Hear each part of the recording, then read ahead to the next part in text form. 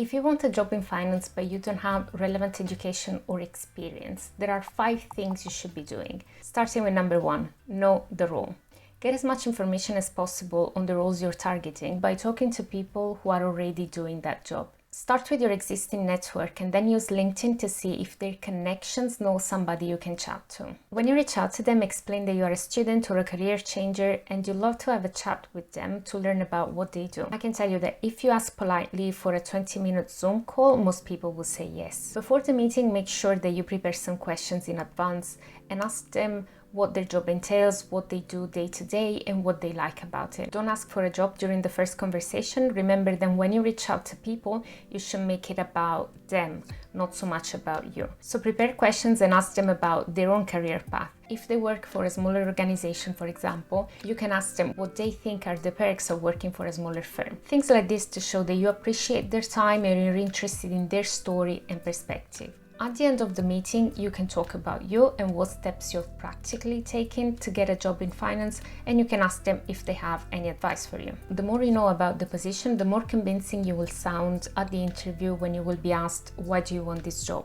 Because you will be able to reference real connections you've made and real life experience. This actually leads me to the second thing you should be doing, which is building the network. Write down in a spreadsheet the name and contact details of every relevant person you speak to, the main takeaways from that conversation and any comments you might have, and then try to keep that relationship going.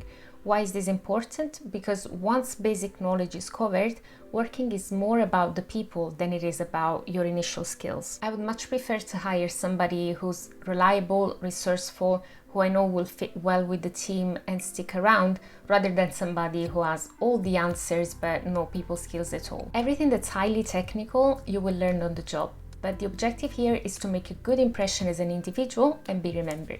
Even if your network doesn't get you a job directly, it might get you mentorship opportunities, it might get you training opportunities, so never underestimate it. If you can, join conferences and networking events online or where you live. It's unlikely that somebody will give you a job on the spot just because you asked for it, but if you go there with the intention of learning and connecting, you will be already many steps ahead of all the other people in your situation who stay home and just apply passively. To help you keep track of all the people you speak to, I created a Google Sheet that you can find linked below. It's in view mode, so you have to copy it and paste it in your own G Drive. It has one tab for networking and another one to keep track of the applications you make. Speaking about applying, number 3 is building a list of potential employers. If you don't have relevant experience or education, I wouldn't spend too much time on the big firms. They receive thousands of applications literally for each job opening, so in that case, the odds aren't really in your favor. What you should do is targeting smaller companies. You can find them on LinkedIn or Google and then build a list of their competitors so you have many options. Monitor their websites for job openings, follow them on social media, engage with them, reach out directly to know if they are looking for someone to join their team. Number 4 is to study the basics and keep up with news in financial markets. This is important, especially if you don't have a relevant degree, because chances are you will be asked about basic concepts at the interview. The good news is that since you don't have a background in finance or economics, the hurdle for you will be lower and you will not be expected to be an expert. Luckily, there's so much information out there nowadays that it's very easy to get educated on the basic concepts. I will leave some resources which I think are valuable in the description box, so don't forget to check that out. Whichever courses or books you pick, don't forget to reference them in your CV and in your LinkedIn profile. It's a great way to show passion and commitment because you're taking free time out of your day to study something that you care about. Number 5 on this list is using LinkedIn not just to reach out to people, but to show your work and build a social presence. When you set up your profile, you should put the same amount of effort that you're putting into building your CV. I see a lot of people being lazy with that, but the truth is that the more keywords you add, the more polished your profile looks, then the higher you'll come up in search results. If you can, you should also post, but rather than sharing something that somebody else said, show your own work. It doesn't have to be anything complicated. It can be something like, I just finished this course on Excel for finance, or I just finished the book A Random Walk Down Wall Street and I thought XYZ.